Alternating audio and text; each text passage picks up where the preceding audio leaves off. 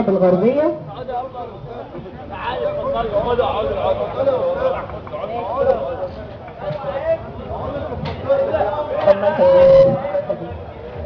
منسق اتحاد العام للنقابات المهنية بالغربية او بطنطا، ومنسق تحالف 25 زائد 30 ماسكه المهندس عبد الحكيم جمال عبد الناصر والاستاذ مصطفى انجاز. كان هدف التحالف 25 زائد 30 وهدف الاتحاد العام للنقابات هو تمثيل الشباب والمرأة والرجال داخل الحياة السياسية والبرلمان او الانتخابات البرلمانية الجديدة، وتغيير الوجوه السياسية التي اعتدنا عليها سابقا. يعني عايزين نضخ دماء جديدة في الحياة السياسية. طبعا الدماء الجديدة احنا دلوقتي في فرصة كويسة جدا بالنسبة للانتخابات الجاية. الانتخابات اللي جاية مفيش حزب حاكم، ولا الرئيس بيقول انا منتمي لحزب معين، ولا في جماعة بتحشد تبع اتجاه معين. ال 39 مرشح زي بعض، المنتمي حزبي او مش منتمي حزبيا كلهم شبه بعض، كلهم نفس الامكانيات. هيحكم ما بين التاني كل واحد والتاني مقدرته على التواصل مع الناس، او مقدرة الناس في الاحساس بيه ان هو قادر يخدم ولا مش هيخدم، او حاسس بالناس ولا لا. ده اللي هيفرق ما بين كل مرشح. وما تصدقش اي اشاعة تقول ان المرشح الفلاني مرشح الدولة او المرشح العلاني مرشح كذا. كلنا سواسية، وباختياركم وزي ما بيقولوا بتصويتكم اللي هو امانة في رقبتكم، هو اللي انتوا اللي هتقرروا مين اللي هيمثلكم في مجلس النواب. مجلس النواب الجديد فرصة كويسة جدا عشان تدعموا بيها بلدكم. يعني ايه تدعموا بيها بلدكم؟ لا اما تختاروا من يمثلنا واللي خاف عن مصلحتنا واللي خاف على البلد دي بجد، لا اما تختاروا من هو يمثل نفسه وعايز مصلحته وعايز مصلحته الشخصية وبس، وممكن بتابعها يهد الدولة كلها. فلذلك انا بمر على المجموعات كلها في كل الاماكن، لانه كلكم طبعا اهلي، وانا عارفه ان كلكم يعني اكتر من اخواتي مثلا هتقدروا، يعني ما بخافش ان انا اكون متواجده ما بينكم. فلذلك انا بدعوكم بجد ومن قلبي يعني ان احنا نحسن الاختيار. انا ما بقولكمش اختاروا مروه ضياء، بس انا بوعي الناس ان هي تختار اللي شبهها. يعني ايه اللي شبهها؟ لا، هي دلوقتي اللي نازل هي القايمة فيها مميزات. القايمة عبارة عن تمييز للسيدات والأقباط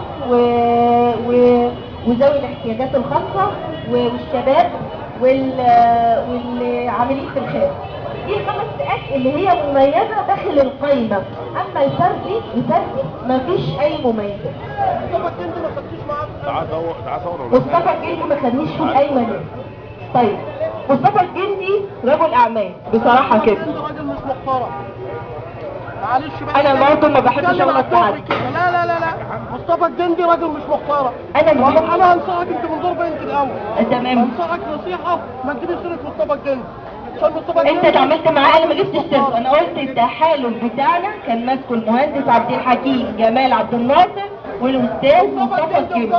اي مشاكل حصلت في التحالف مصطفى الجندي مجرد اسمه ما يتكرر يوسع في اي مكان. انا بقول التحالف كان المهندس عبد الحكيم جمال عبد الناصر مجرد اما اسمه بيتذكر كلنا بنشوف راسنا. صح؟ لنفسه. انا ما شلتش اسم عن اسم. انا بقول لك اللي كان ماسك التحالف.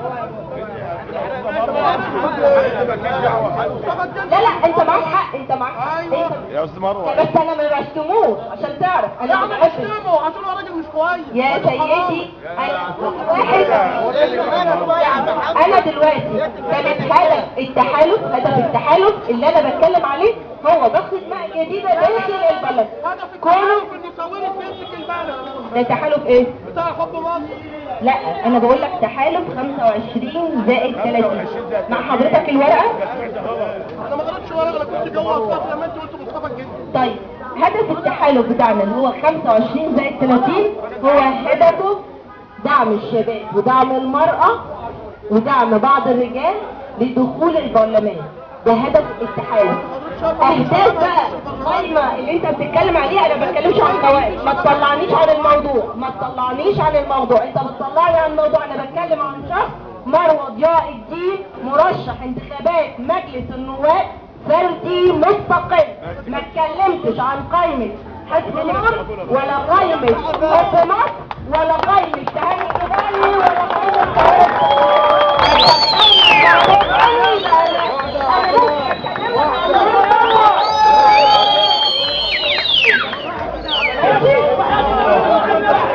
انت بتطلعني من موضوعي. عايز اخلص موضوعي واكلمك عن الاربع قوائم.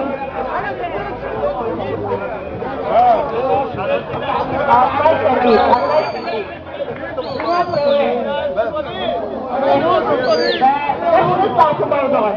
انا رسالتي ما عشان كده انا بقول لكم انا جايه اعمل اما جبت سير التحالف، انا ما بنجبش ان انا كنت في تحالف في مصطفى بنتي وفي، انا بقول بصراحه الورقه بتاعتي الجزء الثاني ماشي تبع الاخوان، تبع الاخوان. الهدف بتاعنا احنا دلوقتي بنتكلم عن الهدف. بامانه بجد بامانه، الانتخابات الجايه فرصه لينا كلنا، عشان احنا كلنا هنقدر نختار من 39 اسم اللي يمثلنا. كل انت 600 106 محترم الله يخليك عشان واجهتيه بكل احترام وبكل ادب. الله يخليك الله يخليك الله يخليك.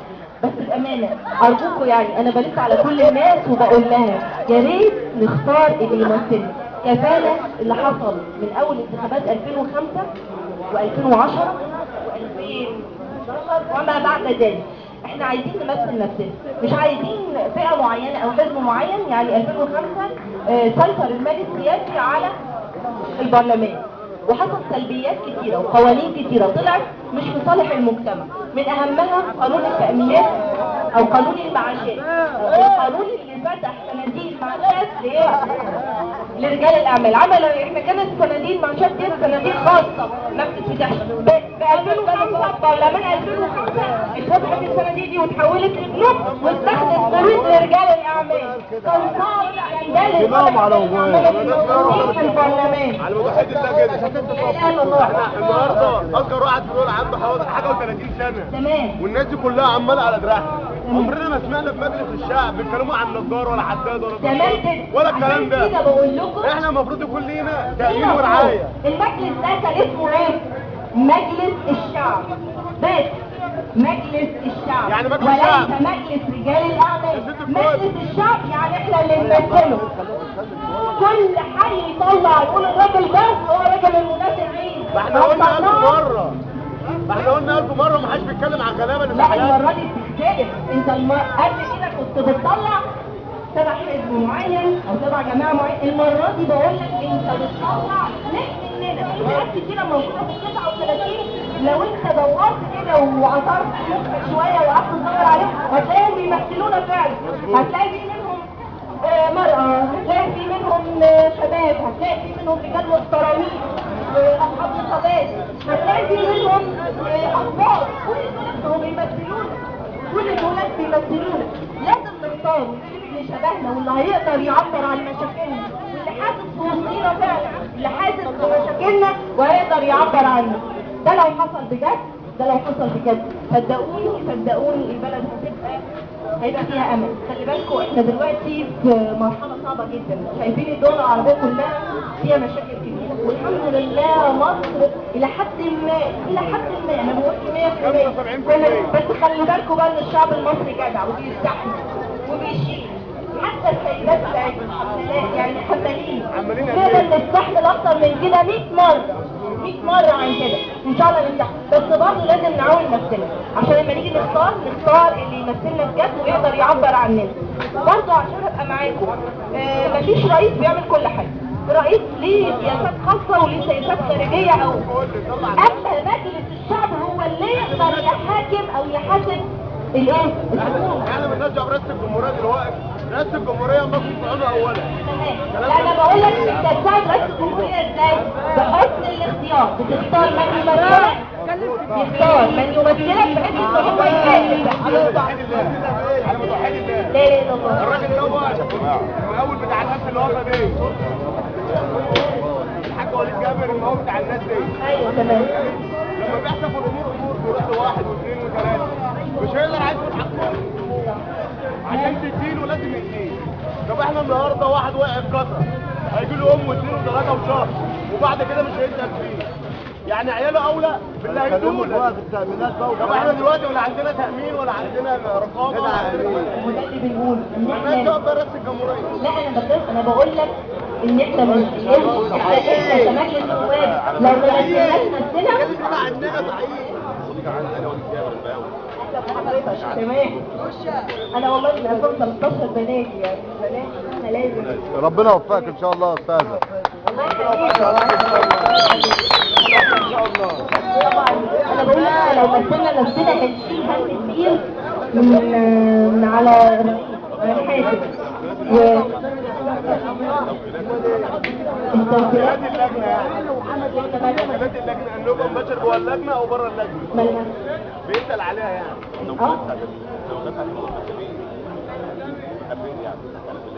توكيلات المنتخبين. هي بتعمل توكيلات المنتخبين احنا في 60 لجنه تقريبا. في 60 لجنه كل لجنه بيبقى او في 60 مقر انتخابي كل لجنه فيها كذا حسب بقى كل واحد.